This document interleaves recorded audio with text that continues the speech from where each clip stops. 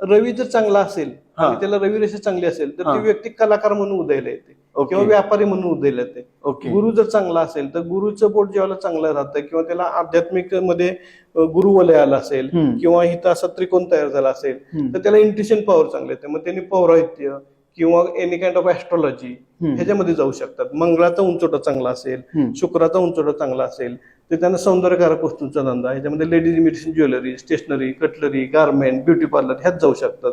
मंगळ चांगला असेल तर खनिज म्हणजे तुमचं बिल्डिंग मटेरियल सप्लाय, वीट, वाळू, डबर, सिमेंट ह्याच्यासाठी ते काम करू शकतात.